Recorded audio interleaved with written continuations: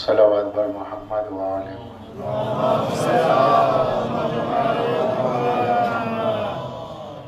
औज़ु बिल्लाहि समील अलील अज़ीम मिनश शैतानिर रजीम बिस्मिल्लाहिर रहमानिर रहीम अल्हम्दुलिल्लाहि रब्बिल आलमीन अस्सलातु वस्सलामु अला अशरफिल अंबिया'i वल मुरसलीन खातिमिन नबिय्यीन रहमतल लिल आलमीन बिल क़ासिम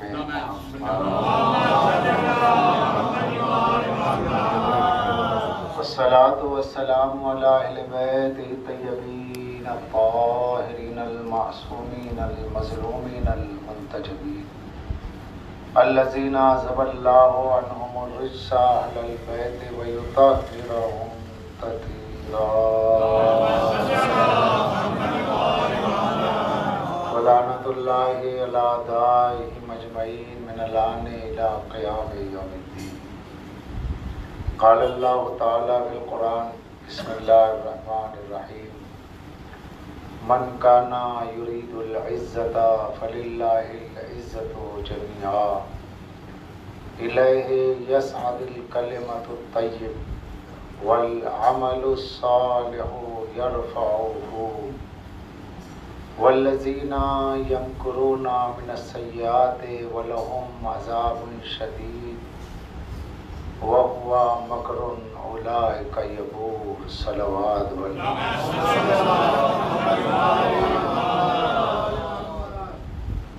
यानी ग्रामी मजलिस काफ़ी ताख़ीर में हो रही है और आप हजरात की आमद कल से अगर अपने वक्त पर हो गई तो इंशाअल्लाह मजलिस अपने वक्त पे शुरू होगी और इसके बाद में जहाँ जिसको जिस मजलिस में जाना होगा उसमें भी सहूलत होगी। मैंने जिस आयत कुरान को उन्वाने बयान करार दिया है ये सूरह फातिर 22वें पारे की 10वीं आयत है। इसमें अल्लाह ने इरशाद फरमाया जो चाहता है इज़्ज़त हासिल करे तो इज़्ज़त तो सिर्फ़ और सिर्फ अल्लाह के लिए, फलिल इज़्ज़तु लिल्लाहि जमीआ, तमाम इज़्ज़तें अल्लाह के लिए। इलैहि यसअदुल कलिमतुत तय्यिब, और उसके जानिब कलिमा बुलंद होता है। वल अमलुस सालिहु यरफ़उहु, और ये वो कलमा है जो अमल को बुलंदी अता करता है। वल्लज़ीना यमकुरूना सय्यात, वो लोग जो मक्र कर रहे हैं और मुख्तलिफ चालों के ज़रिए गुनाहों में मुब्तला है, तो ये वो है वलहुम अज़ाबुन शदीद, जिन पे शदीद अज़ाब है और इनका मक्र इन्हीं पे पलटने वाला है और ये अपने मक्र के सबब हलाक होने वाले हैं। ये थोड़ी तवील आयत है जिसे मैंने पढ़ा है, अधूरी इसलिए नहीं पढ़ा ताकि अल्लाह ने जो मुकम्मल मज़मून दिया है तो मुकम्मल ही पढ़ा जाए। आगाज़ इज़्ज़त का है कि जो इज़्ज़त चाहता है, इसका मतलब ये है कि अगर इज़्ज़त तलब करना हो तो किसी मजमे से, किसी शख्स से उम्मीद रखो ना, अपनी सलाहियतों पे उम्मीद रखो, उम्मीद बस अल्लाह से रखो, इज़्ज़त वही देने वाला है। और इज़्ज़त के माना क्या हैं, इज़्ज़त किसे कहते हैं? कुरान मजीद में इलाही इक़दार में इज़्ज़त क्या है? हमारे यहाँ समाजी इज़्ज़त तो इकनॉमिक्स और आपके माशियात और बैंक बैलेंस और दुनियावी स्टेटस जिसका होता है, जिसकी जो डिग्निटी दुनियावी होती है, हमारे नज़दीक वो इज़्ज़तमंद होता है। लेकिन अल्लाह ने इज़्ज़त का क्या मेयार करार दिया है वो देखना। अल्लाह ने इज़्ज़त का क्या मेयार करार दिया है?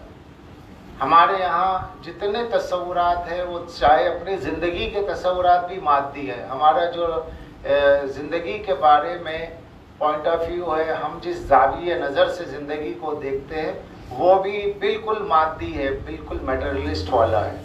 अल्लाह ने ज़िंदगी का जो तस्वुर दिया, मौला ने जो ज़िंदगी का तस्वुर दिया वो अलग है, लेकिन हम जिसे ज़िंदगी समझते हैं वो अलग है। हमारे दरमियान मौत जो है वो मौत नहीं है जो अल्लाह और उसके रसूल के पास मौत है।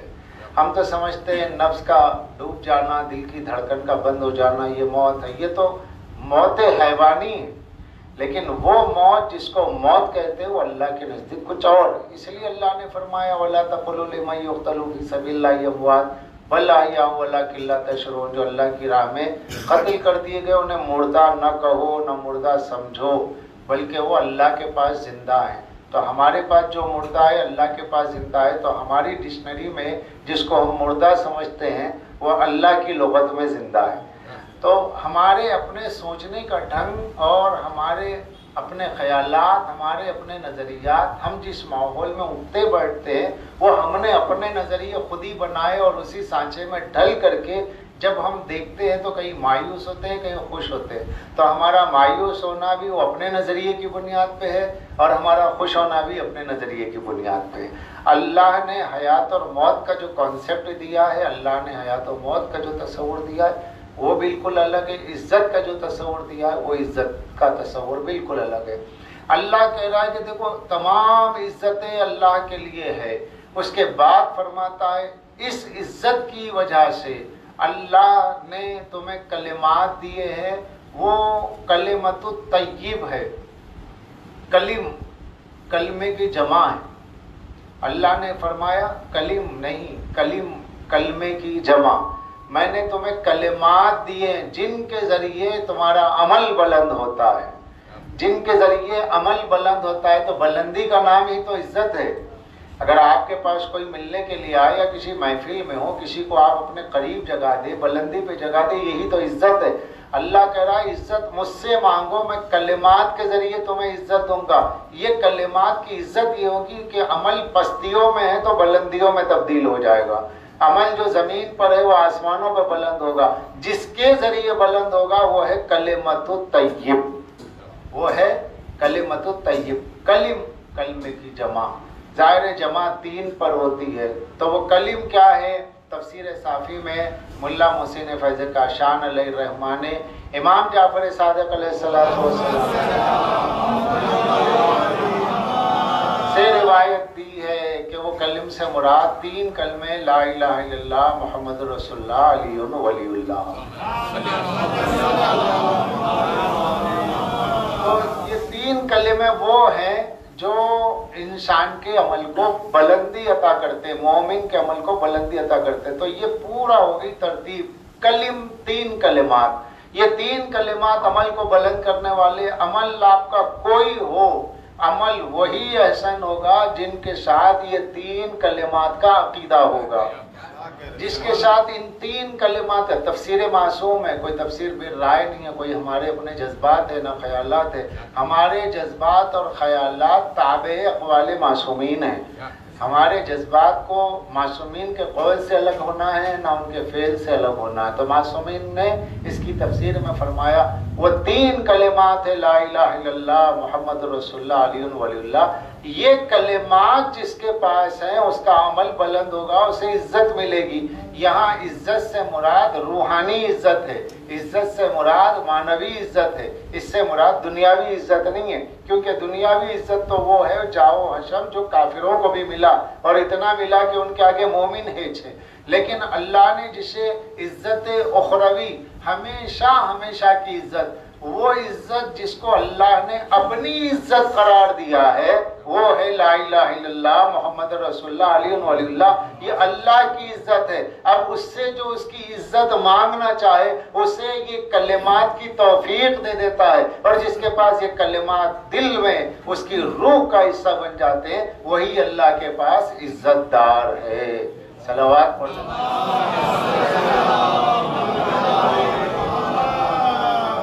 तो आगाज मन काना युरीदु इज्जता, जो चाहता है और चाहेगा।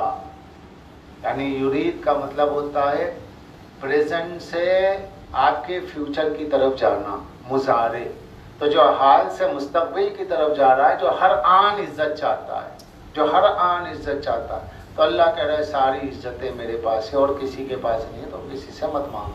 फलिल्लाह वलिल्लाहिल इज्जतु, और लाम अल्लाह से पहले लाम है लिल्लाह। ये लामे तखसीस भी है, इसको बल्कि लामे तमलीक भी कहा जाए तो बेहतर है। लामे तमलीक यानी मिल्कियत वाला लाम, यानी इज्जत का मालिक अल्लाह है। तो जो मालिक है उसी से मांगो, किसी और से ना मांगो। तो अल्लाह कह रहा है मैं इज्जत का मालिक हूँ, मुझसे इज्जत तलब करो। तो कहने वाला कौन है? अल्लाह है। इसलिए उसने क्या, लिल्लाह, उसकी मिल्कियत है इज्जत। तो ये जो लफ्ज़ अल्लाह है इसका भी कुछ माना हमारे सामने आ जाए, ताकि हमारे होड़, हमारे जवान, हमारे छोटे भाई ये भी समझ लें कि अल्लाह के माना क्या है। क्योंकि जिसके लिए इज्जत है, जो इज्जतों का मालिक है, उसका नाम अल्लाह है, उसका इसमें ज़ात अल्लाह है। तो खुद अल्लाह के क्या माना है? अल्लाह के माना के सिलसिले में नहवियों के, उलमा के कई अक़वाल हैं, जिसमें से हमें जो सबसे अहम कौल वो है जो कलाम मासूम के मुताबिक हो। तो किताबुत तौहीद है, उसूल काफ़ी है, उसमें मासूम फरमाते हैं जानते हो अल्लाह को अल्लाह क्यों कहते हैं? लोग खामोश हैं। तो मौला ने जवाब दिया अल्लाह को अल्लाह इसलिए कहते हैं कि वो उलोह से है, उसका मादा रूट ऑफ द वर्ड उलोह। उलोह के माना हैरत में डालने वाली ज़ात। इसी से है अल्लाह तहय्युर, यानी वो कि जो अपनी ज़ात से सबको हैरत में डालने वाला है, वही तुम्हारा परवरदिगार है। ये एक जगह तफसीर मासूम में सैयदुश्शुहदा इमाम हुसैन अलैहिस्सलाम से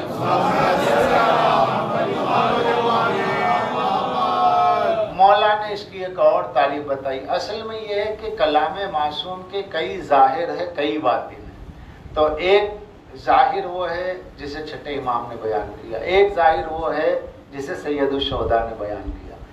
आपने बयान फरमाया कि अल्लाह दरअसल हा से, हा में जो है वो हुवियत का है, जो उसकी हुवियत को, उसकी ज़ात को बताता है। और उसके बाद जो अलिफ है हा के बाद, वो उलूहियत की तरफ इशारा करता है। बस उसका नाम हा है। इसलिए इब्रानी ज़बान में हज़रत ईसा अलैहिस्सलाम की दुआएं जो मिलती हैं, ज़बूर में जो दुआएं मिलती है, उसमें हा, हाया, हया, इस तरह के अल्फाज मिलते हैं।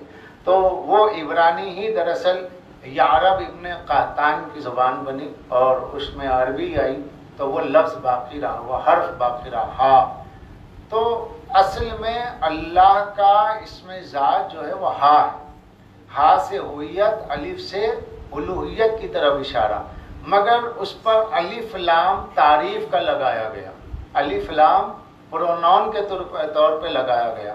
तो वो क्या हो गया? अल्लाह हो गया।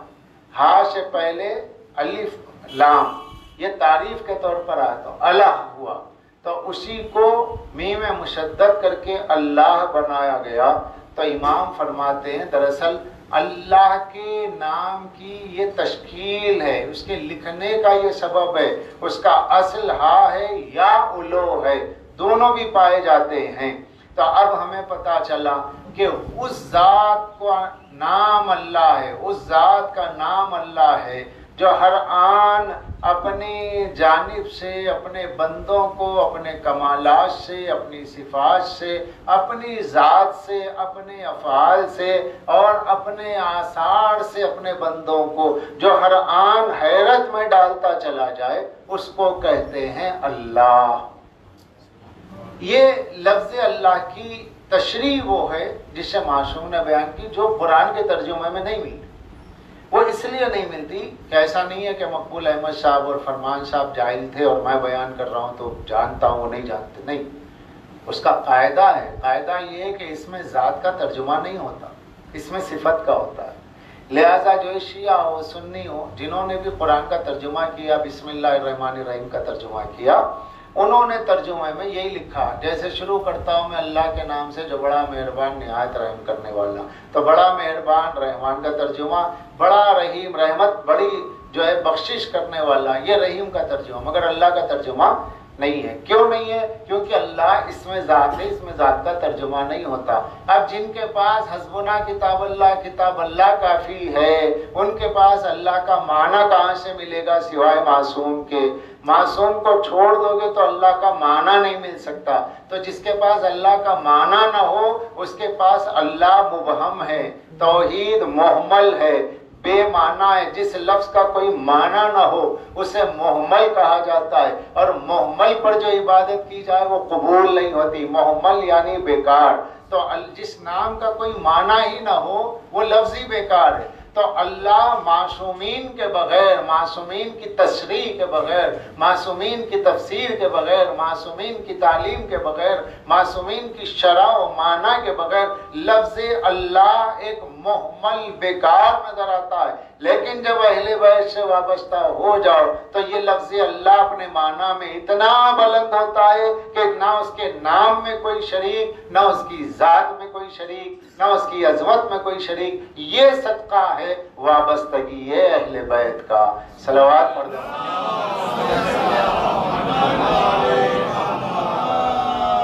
तो वो अल्लाह जिसके पास तमाम इज्जतें हैं, लेकिन इज्जत से मुराद मादी इज्जत नहीं है, मादी इज्जत नहीं है। इसलिए कि सूरह मुनाफिकून में अल्लाह ने फरमाया, जब अब्दुल्ला बिन उबई अपने दौर के सबसे बड़े मुनाफिक ने यह कहा था कि वलैन रजाना इलल यक़ूलूना लैन रजाना इलल मदीनते, कहा उसने कि जब हम मदीने की तरफ लौटेंगे तो फिर जो अल्लाह युखरिजन्ना आज़ो मिनल अज़ल, क्या हम उसको जो इज्जतदार है उसके मुकाबिल में जो कमतर है निकाल देंगे।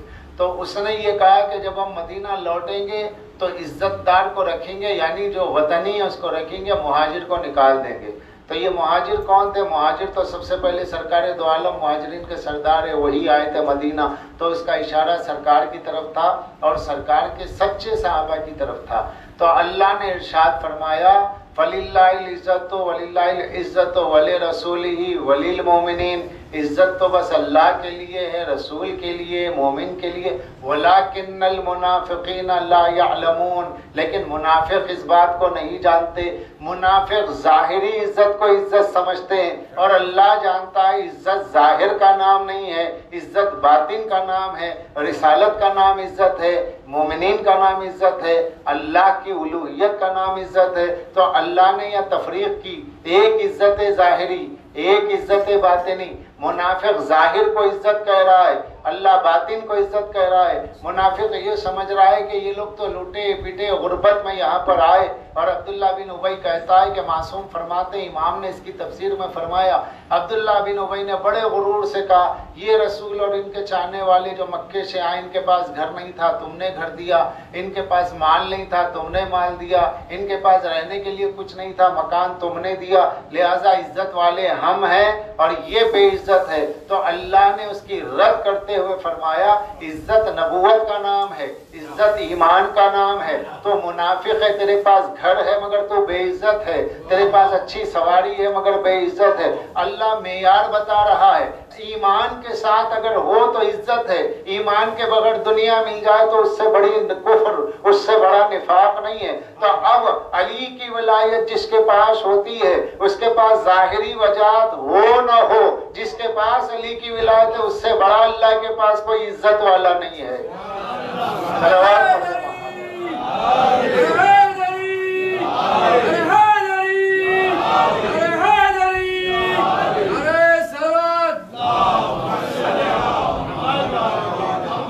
और अगर अली की विलायत के साथ दुनिया भी मिल जाए तो अल्लाह फरमाता है वो इज्जत है। बुनियाद क्या है? अल्लाह की तौहीद, रसूल की रिसालत, अली की विलायत का अकीदा जिसके पास हो, फिर वो गरीब भी है तो उससे बड़ा अमीर नहीं। और अगर अल्लाह ने उसे दुनियावी तौर पे नवाज दिया है तो दो आतिशा है कि भाई उसका पैसा आएगा तो विलायत के काम आएगा, उसका पैसा होगा तो मोमिनीन के काम आएगा, गुरबा के काम आएगा। वो भी एक अमानत है, अल्लाह पूछेगा क़यामत के दिन कि मैं अगर चाहता तो तुझे सबके बराबर कर देता, लेकिन सबके दरमियान में तुझे मैंने दौलत से इसलिए नवाजा ताकि जो दूसरा तेरा हम अकीदा हो उसे देखे, चाहे वो घर वाला हो, पड़ोस वाला हो, बाहर वाला हो। तो अल्लाह बयान ये करना चाहता है कि देखो ये मुनाफिक अपनी दौलत के बलबूते पे कह रहा है कि मेरे पास घर है, ये नबी के पास घर नहीं है। इसे पता नहीं है जिस नबी के सदक़े में मैंने कायनात बनाई, जाहिरी तौर पे उसके पास बोरिया है, चटाई है, खजूर की छाल का तकिया है, आटा पीसने की चक्की है, मगर यही वो चक्की वाला रसूल है। अगर ये दरमियान में ना हो तो जमीन और आसमान मिल जाए। अगर इसकी औलाद जमीन पे ना हो, इमाम ना हो, वली ना हो, तो ये जमीन और आसमान मिल जाए। मेरी इज्जत की कसम मैंने नबूवत के जरिए इज्जत दी, मेरी इज्जत की कसम मैंने विलायत के जरिए इज्जत दी, और मेरी इज्जत की कसम है मोमिन को मैंने मोमिन तभी गर्दाना, तभी उसे मोमिन माना जब इसने मेरे वली को माना। क्योंकि मेरे और मेरे मखलूक के दरमियान में अगर मेरी मखलूक को कोई मुझसे मिलाने वाला है तो मेरे जरिए का नाम वसीला उज़्मा, उर्वतुल उस्का, सैयदुल औसिया, सैयदुल अंबिया, और उसके बाद में आयतुल्लाहिल उज़्मा अली इब्न अबी तालिब अलैहि। क्योंकि यही वो हस्ती है और इन्हीं की औलाद वो है जिनके जरिए से मुमकिन वाजिब से मिलता है। अगर ये दरमियान में न हो तो मुमकिन और वाजिब का इत्तिसाल हो ही नहीं सकता। वाजिब मुमकिन तक ना आए, मुमकिन वाजिब तक ना जाए। दरमियान में वो जो जाहिर में मुमकिन हो, जिनका बातिन वाजिब हो, जिनका जाहिर मुमकिन हो, जिनका बातिन वाजिब हो, जो शक्लो शमाइल में तुम्हारी तरह उनकी आंखें पेशानी इंसानी खतो खाल में होंगे, लेकिन हैकले बशरी लिबासे बशरी में होते हुए इनका बातिन उस वाजिब से इतना मिलता होगा कि वो वाजिब इनके आईने वजूद में रहता है। ये उस वाजिब का हिजाब है। अगर ये हिजाब को उठा दो तो बस वही है।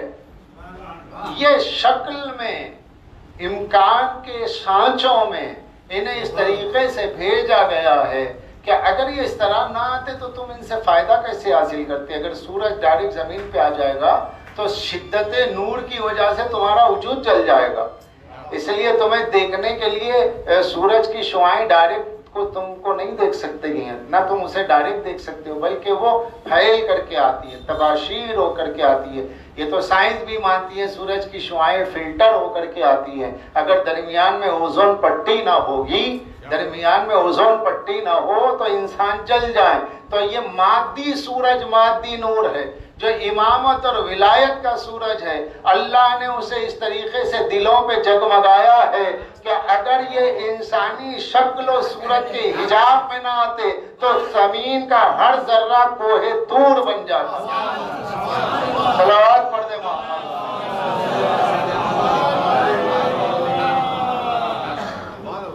जिसकी जलवागरी चंद लम्हों के लिए तूर पा हो गई, तो जिसे तूर न समझ पाया, मुतहम्मल न कर पाया, तो वो अगर 14 इंसानी सूरत में ना आते, अपने सूरत असली में आते, तो क्या आलम होता। यहाँ की मखलूक तो दूर की बात है, सिदरा की मखलूक जिब्रील अमीन कह रहे हैं लो दना तो अनमलत लाओ तरीक़त। अगर मैं चींटी के पर के बराबर, चींटी कितनी उसका पर कितना, चींटी के पर के बराबर आगे बढ़ जाओ तो जल जाओ। मेरी हद्दे मलकूतियत यही है।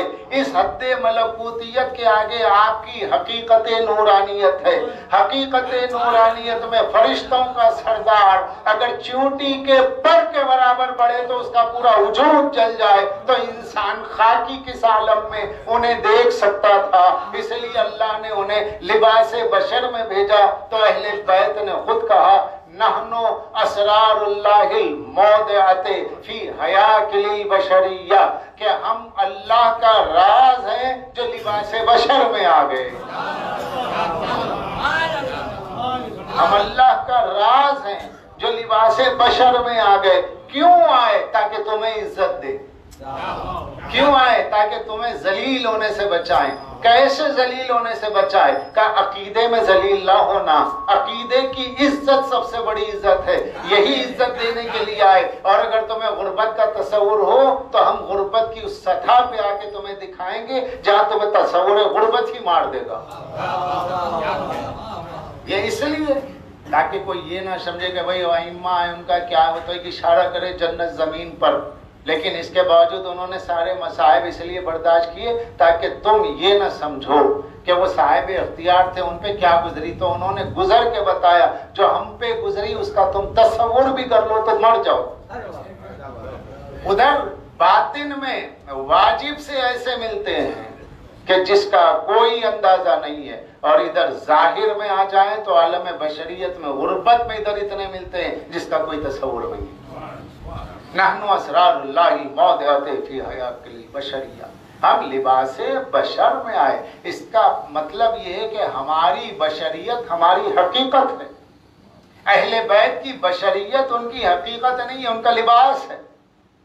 लिबास आप बदल सकते हैं, लिबास के बदलने से आपका वजूद तहलील नहीं हो जाएगा, लिबास के बदलने से आपका वजूद नहीं बदलेगा, वजूद वही है, लिबास बदल गया। अहले बैत के लिए हकीकत उनकी नूरानियत है, बशरियत उनका लिबास है। जब चाहे उतार दे, जब चाहे पहन ले, जब चाहे उतार दे, जब चाहे पहन लिए। इस बशरियत की शक्ल एक होती है मगर नूरानियत में शक्ल एक नहीं होती। जिस शक्ल में चाहे नूर ढल जाए, वो जिस शक्ल में चाहे। यही वजह है कि किताब तौहीद में मिलता है कि एक मर्तबा, और अल-कतरा में भी मौजूद है कि पांचवें इमाम और चौथे इमाम, इमाम मोहम्मद इब्न अली और अली दोनों एक साथ बैठे हुए हैं। सामने जाने वाले हैं, खास शिया हैं, बल्कि अखस हैं। और जब अखस होते हैं तभी बात होती है, आम में नहीं होती है। आम में बातें आम तरह की होती है, खास में बातें कुछ ऊपर होती है। अखस में वो होती है जो खरस में भी नहीं होती, अखस में वो होती है। इसलिए जितने अहादीस नूरानिया मिलती है तो उसमें ज्यादातर खिताब या सलमान या बुजर, या सलमान या बुजर, ना वहाँ मिक़दाद है, ना वहाँ कंबर है, ना वहाँ पे अबू अय्यूब अंसारी है, ना अबू सईद खुदरी है, ना कोई और सहाबी मौजूद है। सिर्फ या सलमान हो या बुजर। और कहीं ऐसा हो गया कि सिर्फ या सलमान, सिर्फ या बुजर। ये खिताब इसलिए हो रहा है कि जो अखस है उनकी बात अलग है। तो ऐसे ही कोई अखस बैठे हुए थे और चेहरे को दोनों के गौर कर रहे थे। कहा क्या देख रहे हो इतने गौर से? कहा मौला मैं आपका चेहरा और आपके बेटे का चेहरा, चौथे इमाम से फरमाया जा रहा है कि मैं आपको और आपके बेटे पांचवें इमाम को देख रहा हूँ कि आप लोगों की शक्लों पे गौर कर रहा हूँ। तो इमाम ने फरमाया अब देखो। जैसे ही फरमाया अब देखो तो चौथे इमाम की शक्ल पांचवें इमाम में बदल गई, पांचवें इमाम की शक्ल चौथे इमाम में। वो एक लम्हा उसके लिए बड़ा अजीब हुआ।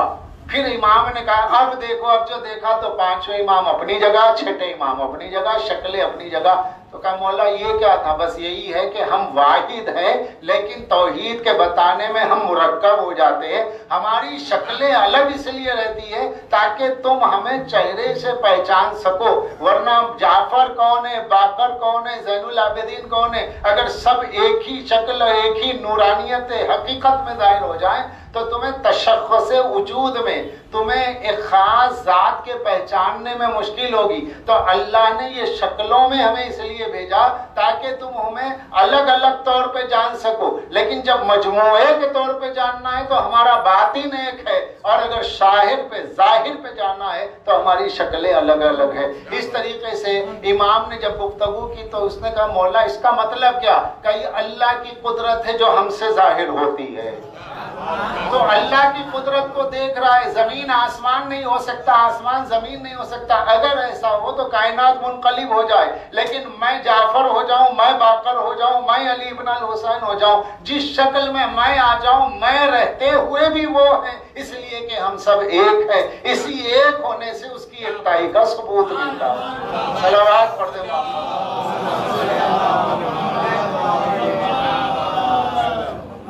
अब जाहिर सी बात है ये चीज़ें आमतौर पर उस वक्त बयान नहीं होती थी, इसलिए कि वहाँ जो आने वाले थे ज़्यादातर मजमा तो वो था जो 3 ठोकरें खा के अली के पास आया था बैत करने। भाई 3 ठोकरें खा का वो आया मजमा है। तो लिहाजा ये तो आम मजमा है। और यही वो मजमा था जो बढ़ बढ़ के पूछता था जमल सिफीन में या अली, हम इतने जख्म खा रहे, इतनों को मार रहे, माले गनीमत का है। तो मौला कायनात मुस्कुरा के कहते थे नहीं नहीं नहीं, कुफ्र से जंग में माले गनीमत है, निफाक से जब जंग करोगे मुनाफिक से तो माले गनीमत नहीं है, बस अजर है। तो मौला ने बताया देखो विलायत की जंग में अजर मिलता है, दुनिया नहीं मिलती। माले गनीमत ना दे के बताया, माले गनीमत ना दे के बताया। और तमाम उलमाए तसन्नुन अपनी किताबों में लिखते हैं, सभी लिखते हैं कि एक मर्तबा किसी ने बजोर पूछा मौला ये कौन सा इंसाफ है, जमल की लड़ाई हो गई, फतह हम कर चुके हैं, ना घोड़ा हमारे कब्जे में, ना किसी की तलवार हमारे कब्जे में, ना कोई खातून हमारे कब्जे में। तो मौला ने फरमाया तुम में कौन है जो रसूल की ज़ौजा को अपनी कनीजी में ले। चेहरे उतर गए, सन्नाटा छा गया। तो कहा कि इसलिए याद रखो इमाम के किसी फेल और कौल की हिकमत को मालूम करना और है, एतराज करना और है। एतराज करोगे ईमान से निकल जाओगे, दीन से निकल जाओगे। अगर मैं इस वक्त ऐलान कर दूं माले गनीमत का तो न जाने कितने लोग आगे बढ़ जाएं, रसूल की ज़ौजा को तसर्रुफ में ले और फिर एक बदनामी मेरे सर रख दे। इसलिए मैंने बताया निफाक को बेनकाब करना मेरा काम है। निफाक बेनकाब हो गया, ईमान समझ लो यही इज्जत है। इज्जत का नाम ईमान है, माले गनीमत का नाम ईमान नहीं है। सलवात पढ़ दे मोहम्मद।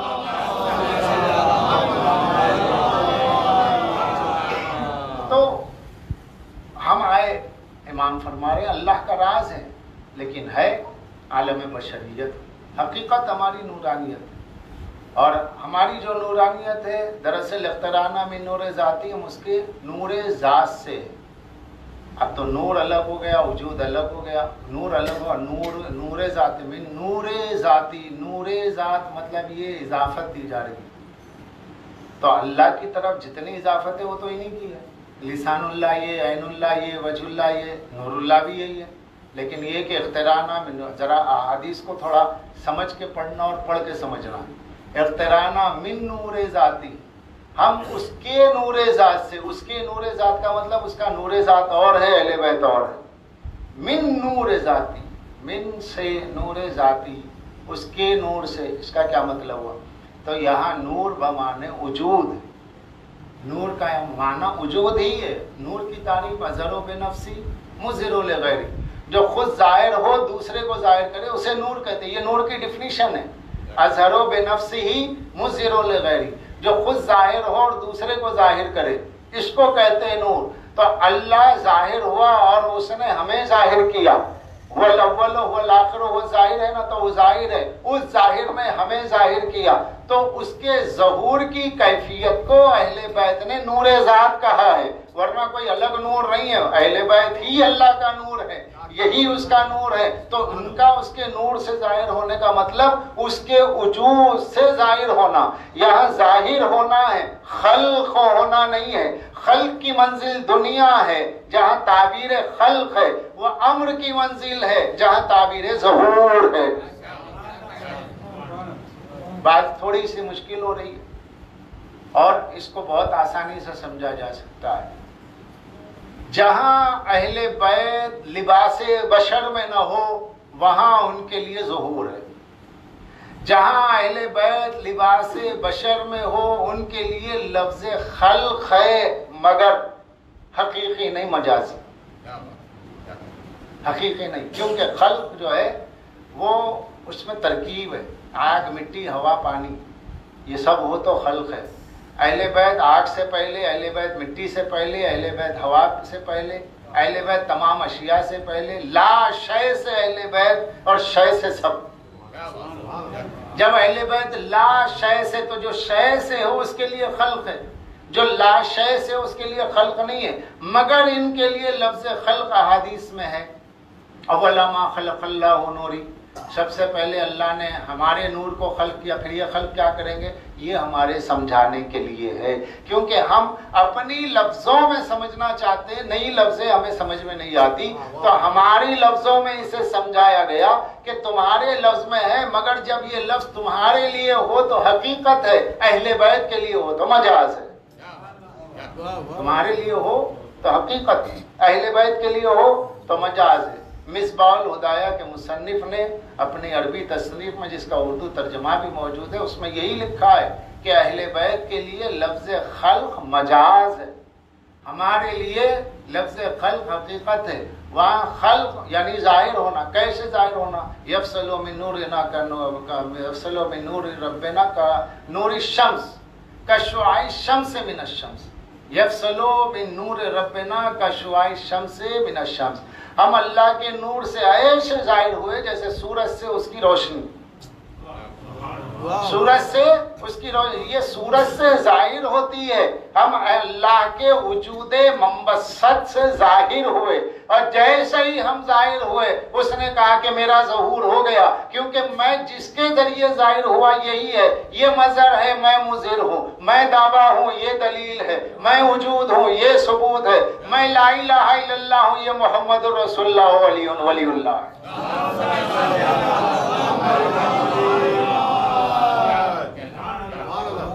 ये मंजिलें हैं, लेकिन इसको लोग गुलू समझते हैं या गुलू कहते हैं या इसको गाली कहा जाता है। तो भाई लोगों का अपना अपना मेयार है।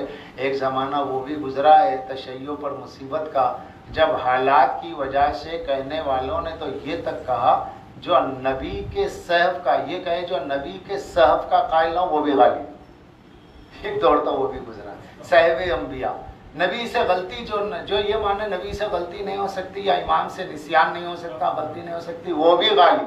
यानी तौहीन मासूमीन का नाम आपने गाली रख दिया। तो वो एक ज़माना था, मैं समझता हूँ शायद दौरे तक़य्युय की बात ही, जब लोगों ने कहा, बाद में उसका रद्द किया गया। फिर उसके बाद वो दौर आ गया कि भाई अहले बैत को इल्लत गाय्य कायनात कहना, मकसूद कायनात कहना, वजह कायनात कहना, ये भी गाली। जिसकी फ़ज़ाइल का जितने जो है ज़र्फ़ जितना था, उसने अपने ज़र्फ़ से आगे किसी को देखा तो गाली कह दिया। मैं इससे आगे कुछ नहीं कर सकता। यानी अब जिधर भी आप जाइए तो आपको यही मिलेगा। मुख्तलिफ किताबों में गुलू के लोगों ने मुख्तलिफ मेयारात रखे, तो उनका अपना ज़र्फ़ है। लेकिन जब बात अहले बैत से पूछी गई तो कहा अहले बैत इनका नानो असराइल लाइल मौदियाती फी हयातिल बशरिया नज़लूना अनिर रुबूबिया वदफउ अन्ना खुतूतिल बशरिया कुल फीना मा शिअतुम व कुल फीना मस्ततातुम। हम अल्लाह के राज से जो इंसानी लिबास में आ गए, हमें मखलूक से बुलंद रखो, खालिक से नीचे रखो। मखलूक से बुलंद तहतल खालिक फौखल मखलूक हम हैं, तहतल खालिक फौखल मखलूक, वजूदे बरज़खी बरज़खे कुबरा अल्लाह और बंदे के दरमियान हम हैं, जो तहते परवरदिगार है और मखलूकात से ऊपर है। हमें अल्लाह से ज़ात से नीचे रखो।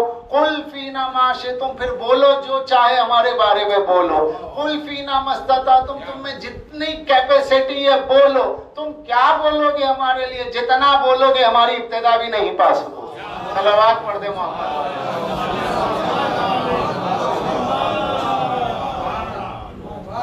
अब ये मेयार अहले बैत ने दे दिया, ये मेयार अहले बैत ने दे दिया। अब उसके बाद फुला मौलवी ने ये कहा, फुला आलिम ने ये कहा, फुला ने उसने कहा, फुला ने इसने कहा होगा। भाई उनको ऐसे लगता होगा कि मौला के फजाइल ज्यादा मानने से उनकी तौहीद खतरे में आ रही है। तो वो तौहीद जो अहले बैत की विलायत और मजहरुल अजायब की विलायत, जो रुकने तौहीद से कट के तौहीद होगी, जो रुकने तौहीद से कट के तौहीद होगी, वो खतरे में ही रहती है। लेकिन जहाँ अलीउन वलीउल्लाह है तो अलीउन वलीउल्लाह खुद अल्लाह की तौहीद का किला है। अल्लाह की तौहीद जहाँ महफूज रहती है उसका नाम अलीउन वलीउल्लाह है। अल्लाह की तौहीद जहाँ महफूज रहती है उसका नाम मोहम्मद रसूलुल्लाह है। और मोहम्मद रसूलुल्लाह की रिसालत जहाँ महफूज रहती है उसका नाम अलीउन वलीउल्लाह है। सलावत पढ़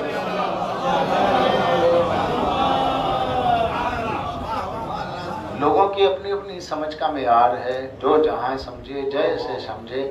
मगर ये है कि ना आपकी समझ हुज्जत है ना मेरी समझ हुज्जत है। हमारी अक्ल बहुत आला सही, हम में से बहुतों की अक्लें बहुत आला सही, इतनी आला कि चांद पे पहुंच गए, इतनी आला कि सूरज की शुआओं को गिरफ्तार किया, इतनी आला है कि इंसान के बदन में छुपे हुए जड़सुओं को तक देख लिया है। हमारी जो ज़ाहिरी आँख नहीं देखती, इंसान की अक्ल ने मशीनी आँख से दिखा दिया।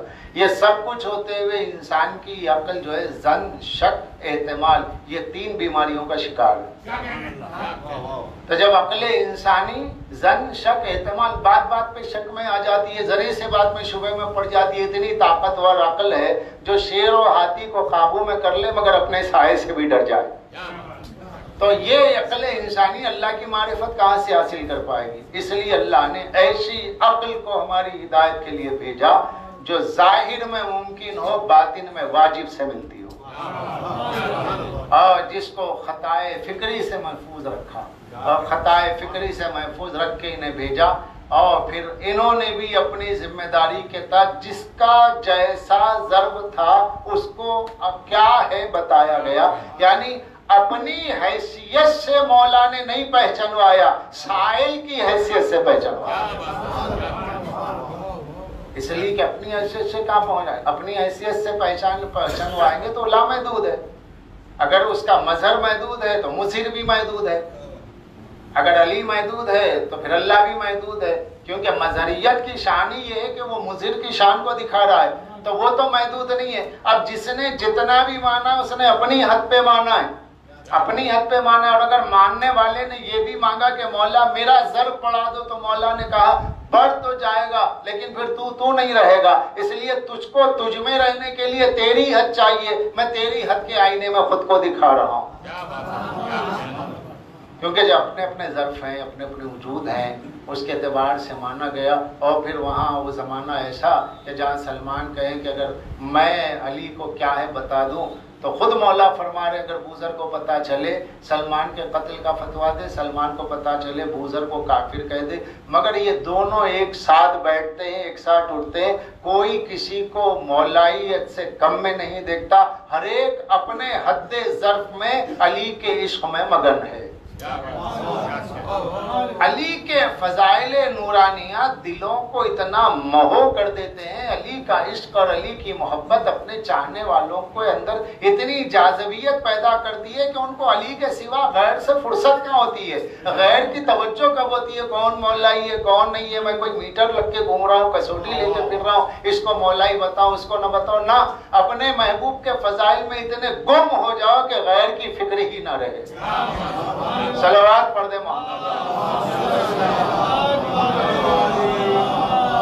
और फिर यही शर्मस्ती इज्जत का नाम है। लोग देख के कहें कि यार बदन पे कपड़ों में पैबंद लगे हैं, सवारी सही नहीं है, घर मुख्तसर, पता नहीं ये बंदे में गुरूर है क्या है, किसी को खातिर में नहीं लाता, एक अपनी दुनिया में मगन रहता है, जाने किन चीज में मगन रहता है। यही देख देख के माविया की पार्टी हैरान होती थी जब कंबर से जाके कहा लोगों ने कि कंबर ये बताओ तुम्हारे जिस्म पे कपड़े पैबंद, तुम्हारे आका को हमने देखा 70 पैबंद के कपड़े अली पहनते हुए, और यह है हकीकत कि मौला ने जहाँ पैबंद था वहाँ सी दिया करते थे। उसी के जुमा में खुतबा दे रहे हजरत सरकार कंबर ने कहा आका मेरी जान आप पे निसार हो, मगर माविया वाले हमें मिलके सताते हैं, तुम्हारे तो आका के बदन पे कपड़े भी सही नहीं है, वो पैबंद वाले, तुम भी पैबंद वाले पहनते हो, तुम लोग पेट पे पत्थर बांधते हो, तुम्हें गुरूर किस बात का है?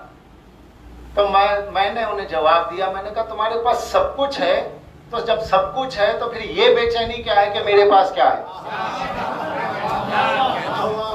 भाई सब कुछ तो है तुम्हारे पास, जब सब कुछ है तो ये बेचैनी क्यों है कि तुम देख रहे हो मेरे पेट पे पत्थर है, तुम देख रहे हो मेरी आंखें धसी हुई है, तुम देख रहे हो मेरे पास कपड़ा नहीं, तुम देख रहे हो कि मेरे जानवर को भी चारा सही नहीं मिलता है, मैं बाजार में खजूर बेच लेता हूँ, मैं कुछ भी काम कर लेता हूँ, अली का गुलाम, अली का नौकर। तो तुम्हारे पास सब कुछ है तो तुम्हें मेरे पास ना आना चाहिए ना पूछना चाहिए। कहा नहीं, तुम लोगों में एक मस्ती और तुम लोगों में एक इस्तिग़ना और तुम लोगों में गिना है इस बात का कि तुम लोग अपने बेनियाजी सी कैफियत में रहते हो, जबकि कुछ है नहीं। तो वो क्या चीज है? का इसी को अली की विलायत कहते हैं। जिसके पास कुछ ना हो लेकिन ऐसा नजर आए कि उसके पास एक दुनियादार मुनाफिक देख के रश करे, जो सुकून हमें मिलना चाहिए, दौलत रख के हमें नहीं है, शोहरत रख के हमें नहीं है, इसके पास क्यों है? तो अली की विलायत सुकून रूह का नाम है, सुकून दिल का नाम है, जो दुनिया की दौलत से नहीं मिलती, अकीदे की दौलत से मिलती है। इसी को अल्लाह ने कहा यही मेरी इज्जत है। सलावत पढ़ दे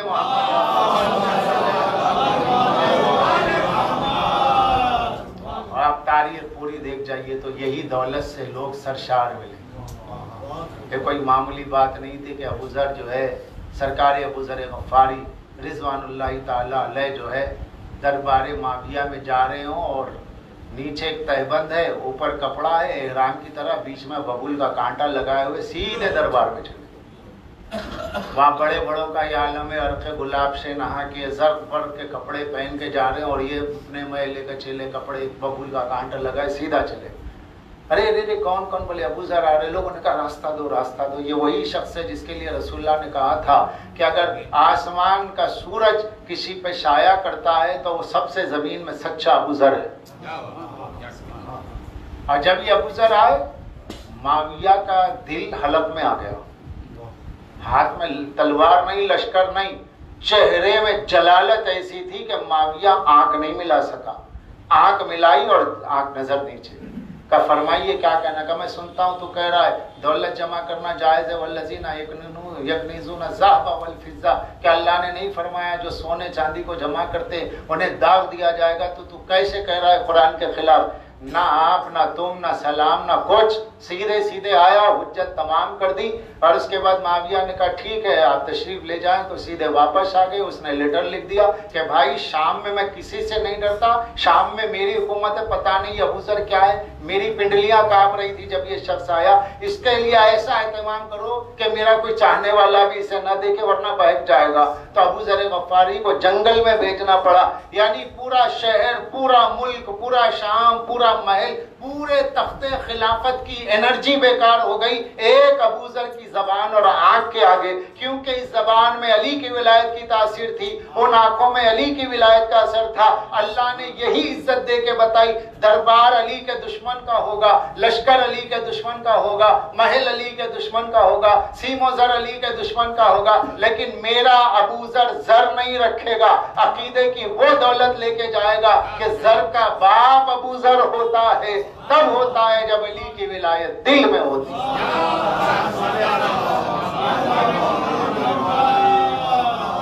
तारीख ऐसों से भरी पड़ी है। ये है शीयत की दरख्शां तारीख। ये मुखलिसीन शिया, मुखलिस शियों की तारीख से आज आसमाने वलायत के ये जगमगाते सितारे हैं जिनको जिंदगी में कभी किसी ने पूछा नहीं था।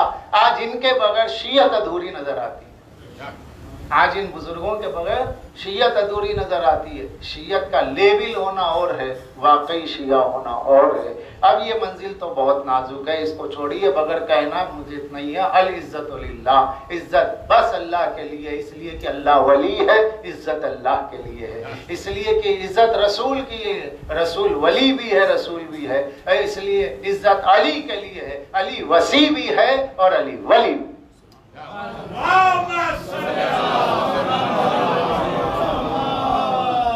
और यही वो इज्जतें जो दुनिया में आपको बाइज्जत रखे हुए। आज हम दुनिया में जो पहचानवाए जाते हैं मौला हुसैन की अज़ादारी से, मस्जिद के मीनारों से नहीं, कुरान के पारों से नहीं, टोपी कुर्ता पैजामा कोई लिबास इस्लामी से नहीं। किसी भी गए गुजरे हिंदू से भी पूछ लो शिया किसे कहते हैं तो कहता है नहीं वो मुहर्रम वाले, वो हुसैन के मातम वाले। हुसैन के मातम ने आपको इज्जत दी कि दुनिया आपको आपके घर से, माल से, बाप से नहीं पहचानती, हुसैन के अज़ा से पहचानती। अब मरने वाला भी जब मर जाता है कोई तो उसकी दौलत से वो याद नहीं रखा जाता। कोई नहीं पूछता कितनी दौलत थी, क्या बैंक बैलेंस था, किस ड्योढ़ी के थे, किस नवाब के थे। पूछता ये कि भाई अज़ादार कैसे।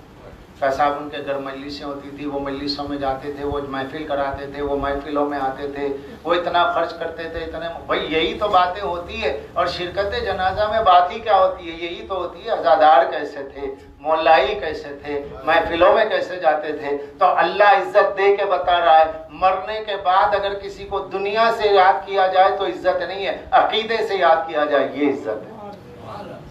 और यही इज्जत याद है, और यही इज्जत कब्र में है, यही इज्जत हश्र में है।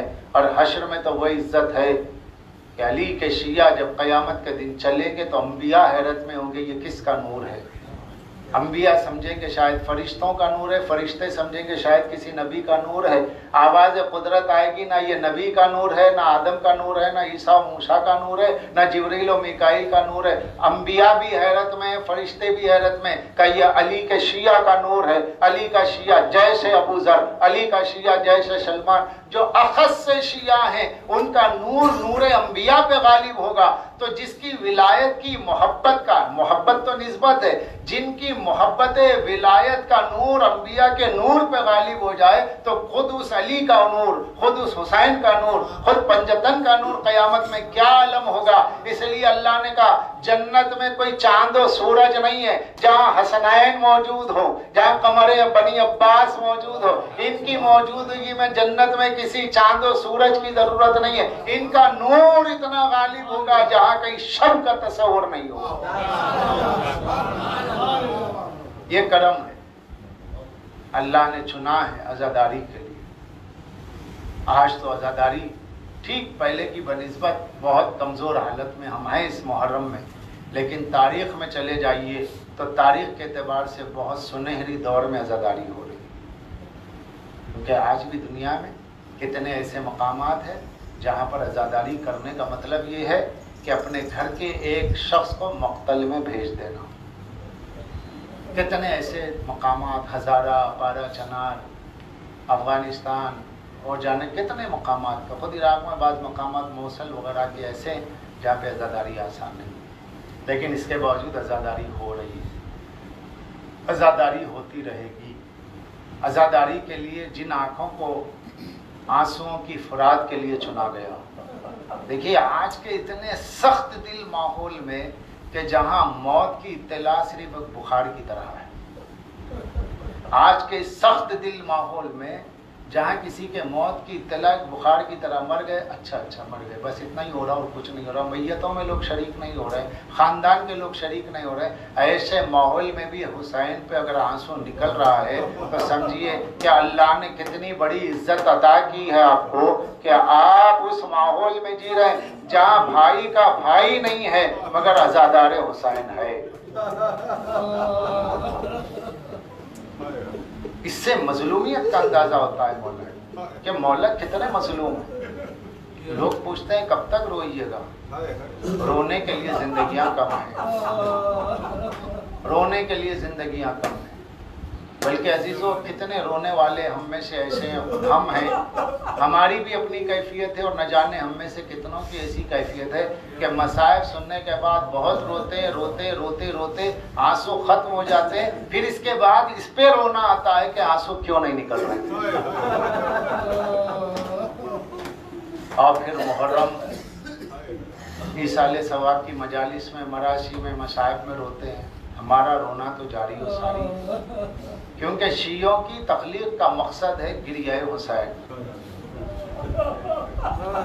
अहादीस मासूम के मुताबिक हमारे शिया हमारे गम के लिए पैदा हुए, हमारी खुशी के लिए पैदा हुए, बस ये इल्लत है हमारे तख्लीक। अब दुनिया चाहे जो कह ले आंसू पे जन्नत है, नहीं ना, हम रोते भी इसलिए नहीं कि जन्नत मिलेगी। जन्नत के तस्वुर से कोई अज़ादार नहीं रोता, सेल्फिश नहीं है कि गरज के लिए रोया जाए। हुसैन की मजलूमियत है ही ऐसी कि जिसपे इंसान तो क्या पत्थर भी रो पड़े। हुसैन का गम ही ऐसा है जो पत्थर के कलेजे को पानी। और मेरे मौला हुसैन ने कहा मैं, मौला ने फरमाया, मैं वो कुश्ते गिरिया हूँ कि जिस पर ज़मीन और आसमान की हर शय रोई। यहाँ तक के अजीज़ों लश्कर यजीद में अशकिया भी रोए, अशकिया की भी आँख से आंसू निकले। वो बड़े कई वाक़े आते हैं, जैसे शहजादी को कोई रसन बन रहा था, उसकी आँख से आंसू का, रोता भी है, रसन भी बांध रहा। क्या करूँ, आपकी मजलूमी पे रोता हूँ, लेकिन रसन इसलिए बांध रहा हूँ, मैं ना बांधूँ तो कोई और बांध देगा। यही इनकी मजलूम। आज भी इनकी मजलूमियत गैर मुस्लिमों को भी रुलाती है, शियों को भी रुलाती है, और जो मुहिब्बे अहले बैत मुस्तज़अफ़ है मुसलमान वो भी रोते हैं। पानी की कोई कमी नहीं मगर सबीलें लगाई जा रही हैं ताकि यादगार रहे। और इसी अज़ादारी ने हमें इज्जत दिया है, दुनिया में भी यही अज़ादारी इज्जत देगी, आखिरत में भी।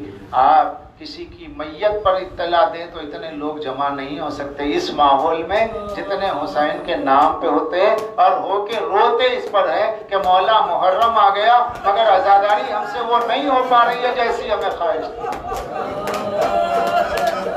या इमाम ज़माना हमसे कोई कमी हो गई हो तो माफ़ करे, कोई कसूर हो गया तो माफ़ करे, मगर हमारी आज़ादारी वैसे हो जैसे तड़प है और रूह के एहसास का नाम करबला।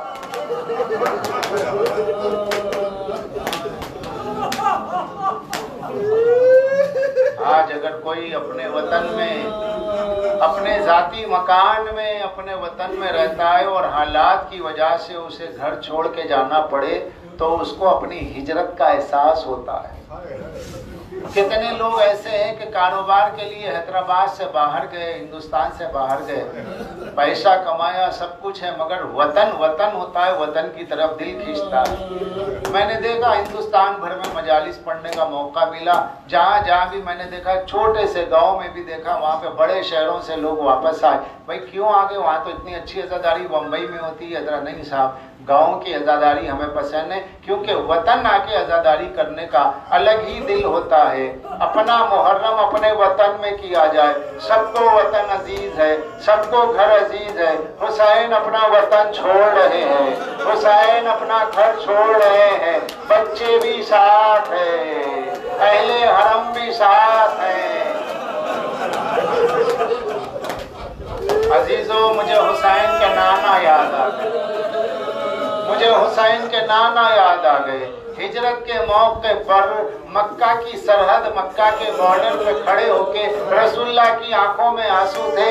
मक्के की जानिब देख के कहा, ए मक्का, ए बैतुल हरम, मैं तुझे कभी छोड़ के ना जाता, लेकिन क्या करूं, हिजरत ने मजबूर किया।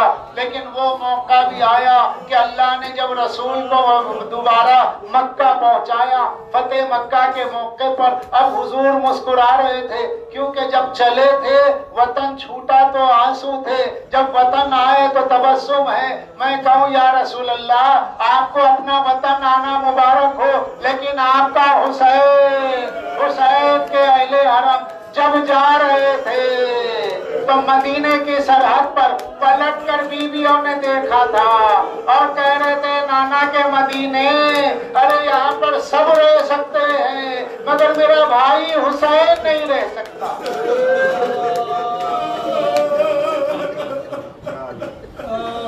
और फिर लौटने का एहसास तो अलग ही है। अब हुसैन जा रहे हैं, लोग आन आन करके मशवरे दे रहे हैं और पूछ रहे हैं कि हुसैन इब्ने अली, कूफा वालों ने ना आपके बाबा से वफा की, ना भाई से वफा की, आप मक्का छोड़ के क्यों जा रहे हैं, आप मक्का छोड़ के क्यों जा रहे हैं? तो यही जवाब दिया कि मैंने नाना से मज़ार पर बिल मुशाफा गुफ्तगू की तो मेरे नाना ने यही कहा था, हुसैन, अल्लाह की मशीयत ये है, वो तुझे शहादत में अपने खून में गलता देखना चाहता है, वो तेरे अहले हरम को गिरफ्तार देखना चाहता है। मेरे लाल, अल्लाह की मशीयत को पूरा कर दे। मैं शहीद न हो पाया, तेरी शहादत के जरिए मेरी शहादत मुकम्मल हो जाएगी। ये सुनना था। इमाम हुसैन ने कहा, मैंने अपने नाना से सुना है और जो सुना है मैं उसी पे अमल करूंगा।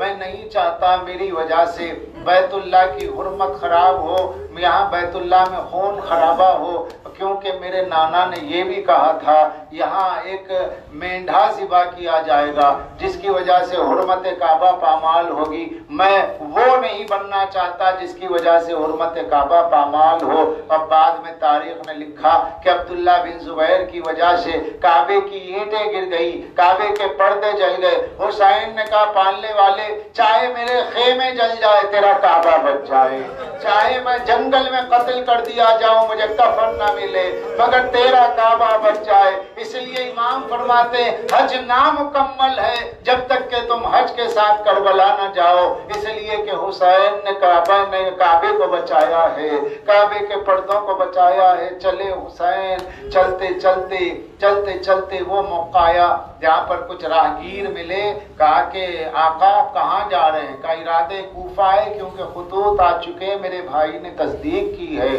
तो कहा कि आका इधर से न जाइए, इधर लश्कर भी आ रहा है, अब तो कूफी आपके न रहे, उनकी तलवारें आपके साथ हैं मगर उनके दिल बनी उमैया के साथ हैं। मगर इमाम हुसैन आगे बढ़े। जब किसी ने आगे बढ़ के कहा आका आप इस शाहराह से, इस सड़क के बजाय किसी मोड़ से, किनारे से जाइए। कहा कि नहीं, मैं अली का बेटा, मैं इमाम वक्त, मैं अल्लाह की हुज्जत, मैं अपना रास्ता नहीं बदल सकता। कोई ये ना कह दे कि हुसैन रास्ते से बच के जा रहे थे। चाहे खतरात जितने हो, हुसैन उसी रास्ते से जाएगा जिस रास्ते पे लश्कर मिले तो मिले, मुझे इस बात की परवाह नहीं। चलते चलते वो एक सहरा आ गया। आने के बाद वो मौका था कि उस सहरा को देखा मौला ने, तो अचानक सिफ़ीन का मंजर याद आया। बुहुरुल गुम्मा बड़ी मोतबर किताब मानी जाती है। बुहुरुल गुम्मा की रिवायत है कि सैयदुश्शोहदा को उस मैदान में अपने बाबा की सूरत नजर आई। याद आया कि यही वो मैदान है जहाँ मेरे बाबा थे, मैं था, हमारा पूरा लश्कर था, और इसी लश्कर के दरमियान में एक पार्टी आ गई थी, माविया का गिरोह मिल गया था, और वो प्यास से शराबोर थे, बहुत प्यासे थे और बहुत प्यासे थे। तो मौला अली से कहा कि या अली हमें प्यास मार डाल रही है। तो मौला अली ने कहा रुको, माविया के गिरोह से कहा रुक जा, और उसके बाद साहिब बुहुरुल गुम्मा कहते हैं इमाम हुसैन को बुलाया। इमाम हुसैन के हाथ में असा था, बारीक सी लकड़ी थी। इमाम हुसैन से कहा मेरे लाल ये कूफी हैं, ये माविया का लश्कर का हिस्सा है, ये प्यासे हैं, इनके जानवर प्यासे हैं, तेरे हाथ में असा है, तू भी अपने वक्त की हुज्जत होगा, मेरे बाद तू हुज्जत है। मेरे लाल जमीन पर इस असा को मार ताकि इसके नाम से नहर निकल सके, पानी निकल सके। इमाम हुसैन ने असा जमीन में मारा, वही जमीन जहाँ हुसैन पहुंचे थे, देखा कि चश्मा निकला, और उसके बाद उस चश्मे के पानी से मौला अब्बास ने, मौला हसन ने, मौला हुसैन ने, मौला अली ने लश्कर माविया को सैराब किया। उसके बाद मौला अली रोने लगे, हुसैन को गले लगा के रोने लगे, बाबा पानी तो आपने पिलवा दिया, सब प्यासे सैराब हुए, इस जगह आप क्यों रो रहे हैं? का यही वो मकाम है जहाँ से तू गुजरेगा, लेकिन प्यास की बड़ी शिद्दत होगी और कोई पानी देने वाला मौजूद ना होगा। मौला अली ने बताया मेरे हुसैन, मैं इन कूफियों को बताना चाहता हूँ, मेरे बच्चे ने तुम्हें पानी मारा था, मेरे बच्चे ने तुम्हें पानी पिलाया था, लेकिन ए कूफियों, जब यही प्यासा काफिला गुजरेगा तुम इस बच्चे को पानी न दे पाओगे। ए बाबा, अरे मैं उसी जगह पे आ गया। मुहर्रम है अजीजों, 2 मुहर्रम को हुसैन करबला आ जाएंगे। अभी रास्ते का सहरा है, कहीं पर मुसाफिरों की हड्डियां हैं, कहीं जानवर मरे हैं, मगर हुसैन अपने काफिले को लिए हुए, ऐसा लगता था सूरज जमीन पे आ चुका है। आवाज दे के कहते जिसे जाना हो वापस जाए, आगे की कयामत की मंजिलें हुसैन तन्हा जाने के लिए तैयार है। मौला अब्बास आए, हाथ कांधे पे रखा, ए आका अब्बास आपके साथ है, ये सुनना था, गले लगा के कहा भाई, अरे मैं आका नहीं, मैं तेरा भाई हूँ। अम्मा ने तो यही कहा आका कहते रहना। गले लगाया, अली अकबर को गले लगाया, बीबियों के रोने की आवाज बुलंद हुई। क्या इससे बड़ा मरहला करबला होगा जहाँ हम बेरो कफन होंगे? ए मेरे अहले हरा, आगे करबला होगी उसका इंतजार।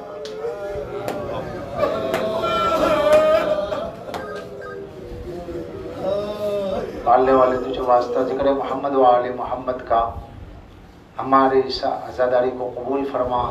बानी से उसके बिना को, हाजरीन से शिरकत को, जाकिर से जिक्र को कबूल फरमा। पालने वाले हमें कोई गम न दे बजुज़ गम हुसैन के, गम हुसैन में इजाफा फरमा, आंसुओं की फुरात नसीब फरमा। पालने वाले हमारे दिलों में रिक्कत, गम हुसैन की रिक्कत भर दे। पालने वाले तुझे वास्ता जिक्र मोहम्मद व आले मोहम्मद का जो लोग बीमार हैं, अज़ादारी नहीं कर पा रहे हैं पालने वाले, उन्हें सेहत व आफियत नसीब फरमा। अज़ा की सबील में, अज़ा के तबर्रुक में, अज़ा के फर्श पे इतनी शिफा नसीब फरमा कि जिस मोमिन से मिले उसे शिफा नसीब हो जाए। ज़हूर इमाम में ताजील फरमा, के नासिरों में शुमार फरमा।